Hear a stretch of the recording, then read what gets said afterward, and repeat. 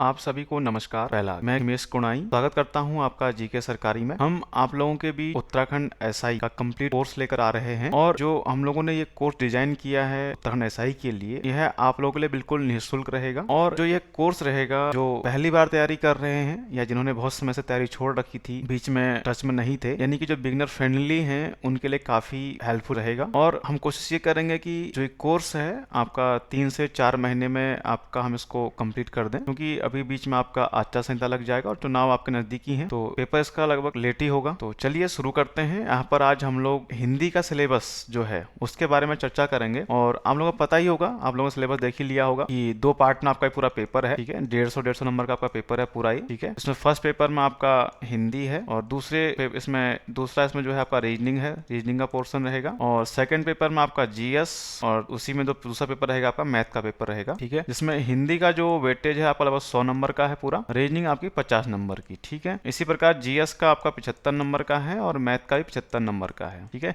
ये सिलेबस आप सभी लोगों ने देख लिया होगा। 300 नंबर का पूरा पेपर रहेगा आपका ये। तो आज यहाँ पर इसमें जो है हम लोग जो सामान्य हिंदी है, हाई स्कूल स्तर का जो इसका सिलेबस रहना है, उस पर हम लोग यहाँ पर चर्चा करेंगे कि किस प्रकार से हमको एक रणनीति बनाकर इसको पढ़ना है, हमारी क्या स्ट्रेटजी होनी चाहिए, उन चीज़ों को हम लोगों को समझना है, किन टॉपिक्स पर हमारा फोकस ज़्यादा होना चाहिए, कहाँ से क्वेश्चन ज़्यादा बनने की संभावना रहती है हिंदी में, ठीक है।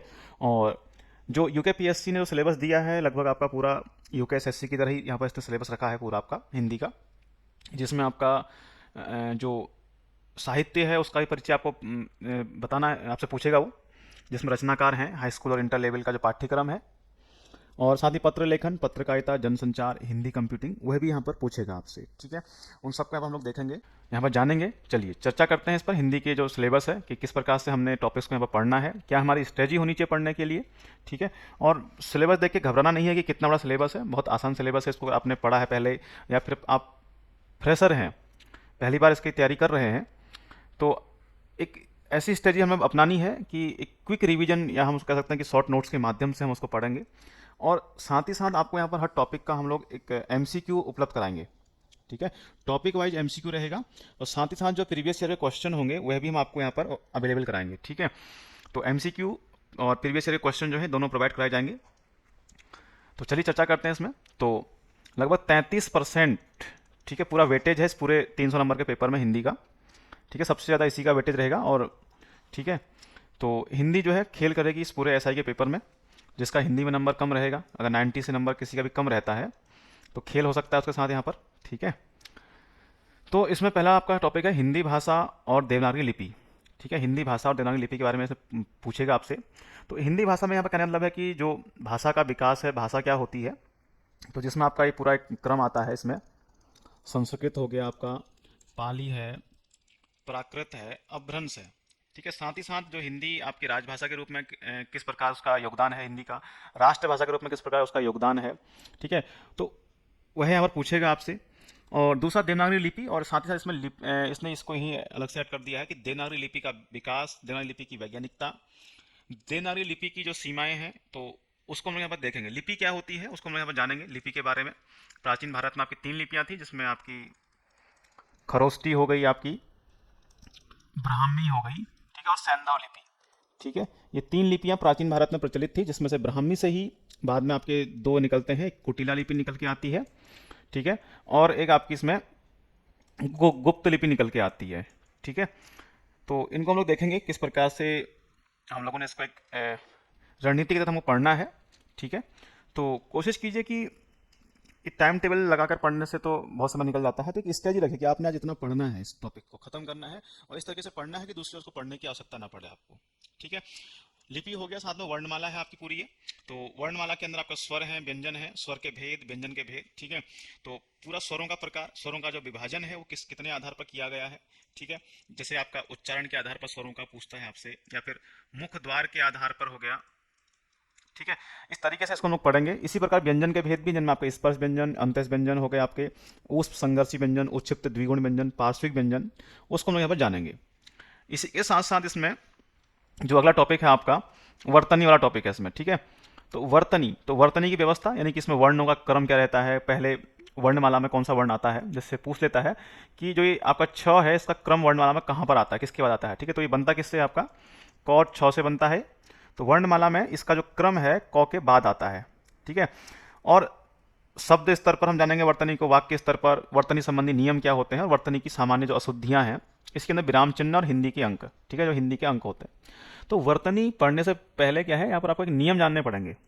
ठीक है, वर्तनी, आखिर वर्तनी में किस प्रकार की अशुद्धियां हो सकती हैं। अब होता क्या है कि कई बार क्या होता है, आपने विशेषण की अवस्थाएं पढ़ी होंगी, एक आपकी मूल अवस्था होती है, एक आपकी उत्तर अवस्था होती है, एक उत्तम अवस्था होती है। ठीक है, तो कई बार क्या करता है वो उत्तम अवस्था की भी उत्तम अवस्था बता देता है, यानी कि सुपरलेटिव केस की भी सुपरलेटिव नहीं बना सकते। जैसे आपका उत्कर्ष एक शब्द है, ठीक है, तो उत्कर्ष अपने आप में क्या सुपरलेटिव यानी कि उत्तम अवस्था में है, तो इसका उत्कर्षता जो शब्द होता है इसे लिख सकते हैं इसका उत्कर्षता। तो ये शब्द यहाँ पर गलत है, आपको लग रहा होगा कि हाँ ये तो सही शब्द है उत्कर्षता। ठीक है, तो ये उत्कर्षता शब्द क्या सही है, लेकिन बट गलत है, क्योंकि ये विशेषण की जो उत्तम अवस्था की उत्तम अवस्था की उत्तम अवस्था नहीं बना सकते ना। तो हमको नियम पढ़ने पड़ेंगे किन शब्दों को हम नहीं बना सकते हैं। ठीक है, इसी तरीके से शब्द भंडार का बड़ा योगदान रहेगा जो शब्द संरचना है। इसके अंदर आपको तत्सम तद्भव हो गया, देशज विदेशज हैं आपके, आगत शब्द हो गए। ठीक है, जो विदेशी भाषाओं से आए हैं या भारतीय कुछ आपकी देसी भाषाएं हैं। साथ में पर्यायवाची है, विलोम है, एकार्थी अनेकार्थी है, समूहार्थी, श्रुति संबंधार्थक शब्द। तो इस तरीके से पूछेगा। तो ये जो शब्द भंडार है ये बड़ा रोल यहाँ पर आपका रखेगा यहाँ पर पेपर में। ठीक है, साथ ही साथ इसमें जो आपका ये स्वर व्यंजन वाला टॉपिक है, यहाँ पर जो ये वर्ण वाला टॉपिक है ये बड़ा आपका इंपॉर्टेंट रोल अदा करेगा, क्वेश्चन बनेंगे इससे काफी सारे।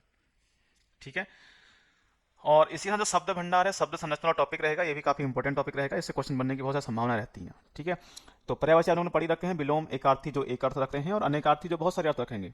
ठीक है, जैसे कई क्या पूछता है शब्द भंडार में से पूछेगा कि अली और अली का अर्थ बताइए।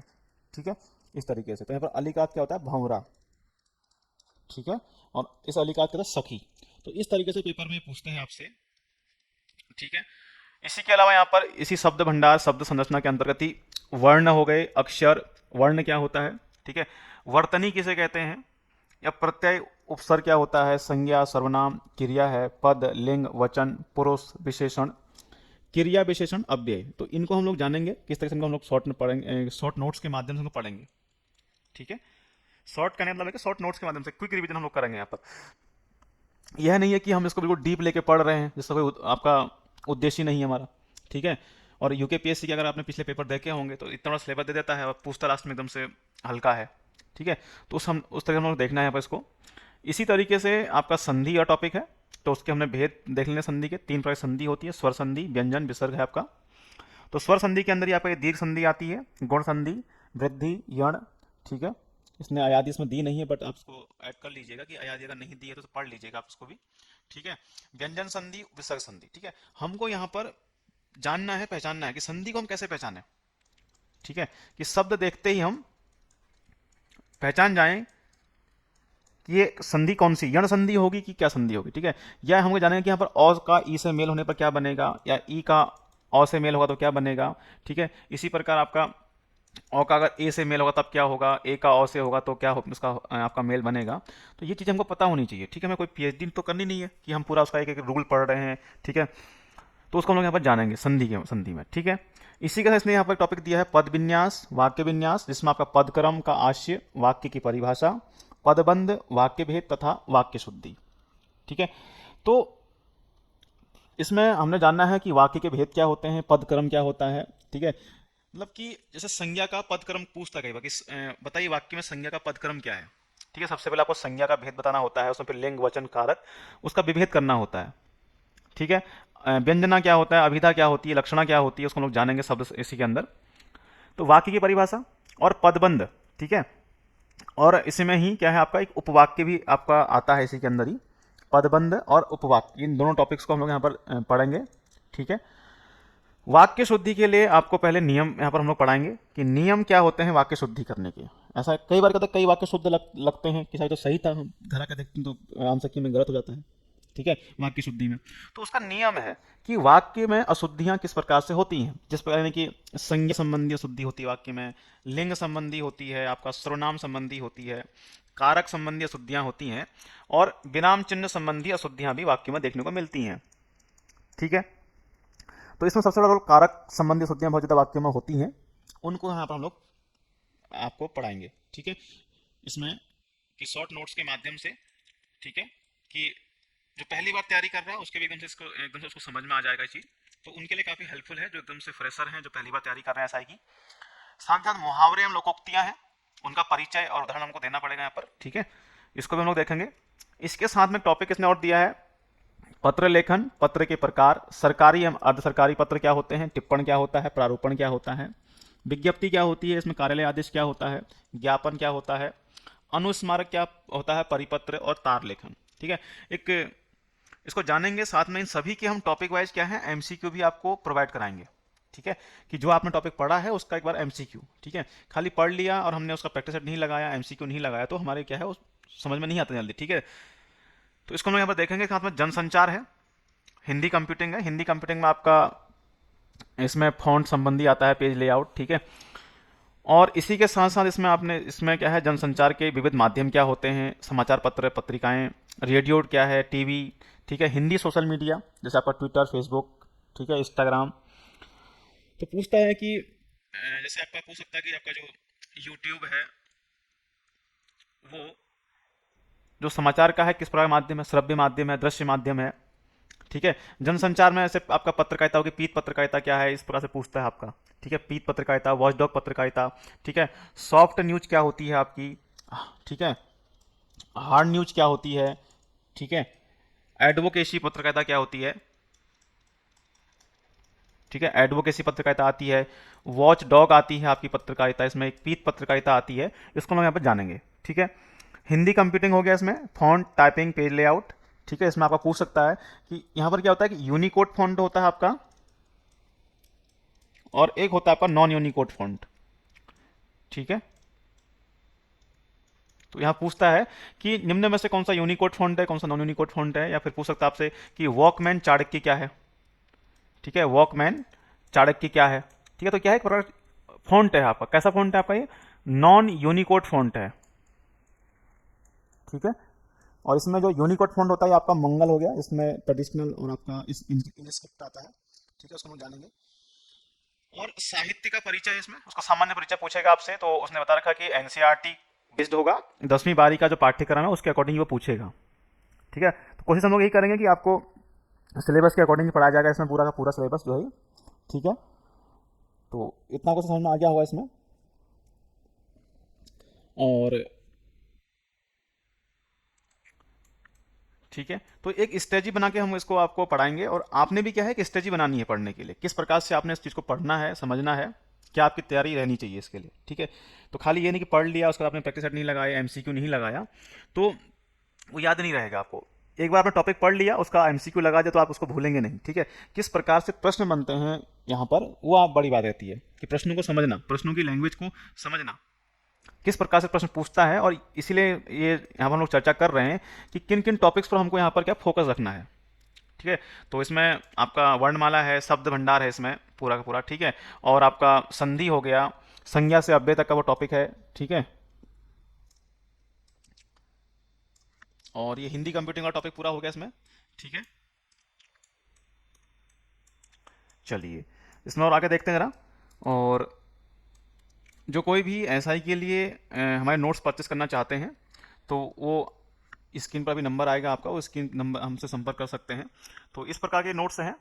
ठीक है, कोई अगर इसमें एसआई के लिए नोट्स हमसे परचेस करना चाहता है, ठीक है, तो आप लोग हमसे संपर्क कर सकते हैं। ये इस तरीके से भाषा का विकास है, जो इसमें भाषा पूछेगा आपका ये टॉपिक पूरा।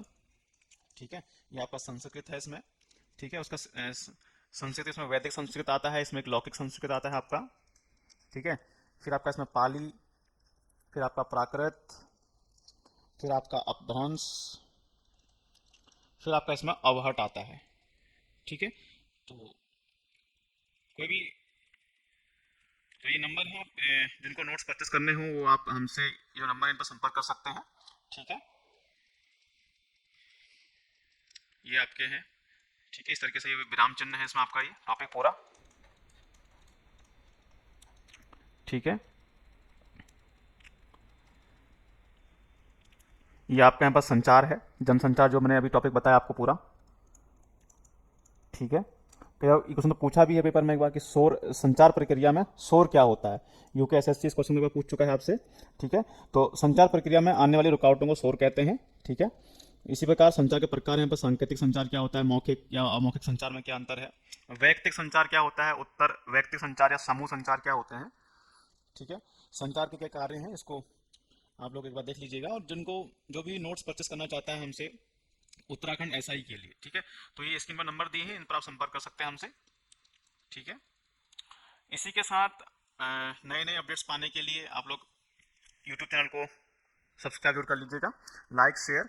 ठीक है, और नोटिफिकेशन आप ऑन कर दीजिएगा, जिससे आपको नए नए अपडेट्स मिलते रहेंगे यहाँ पर। ठीक है, और इसी के साथ आप लोग हमारे टेलीग्राम ग्रुप से जुड़ सकते हैं। यहाँ पर आपको ये पीडीएफ अवेलेबल हो जाएंगी। ठीक है, जो हम लोग पढ़ाएंगे इसको। और इसी के साथ साथ आप हमसे व्हाट्सएप ग्रुप पर जुड़ सकते हैं। ठीक है, तो जीके सरकारी का क्या है आपका, तो टेलीग्राम ग्रुप भी है और व्हाट्सएप ग्रुप भी है। ठीक है, यहाँ पर आपको डेली जो है नए नए अपडेट्स मिलते रहेंगे। ठीक है, तो इनको ज्वाइन कर लीजिएगा, और ये सब के लिंक आपको हम इस वीडियो के डिस्क्रिप्शन में हम आपको दे देंगे यहाँ पर।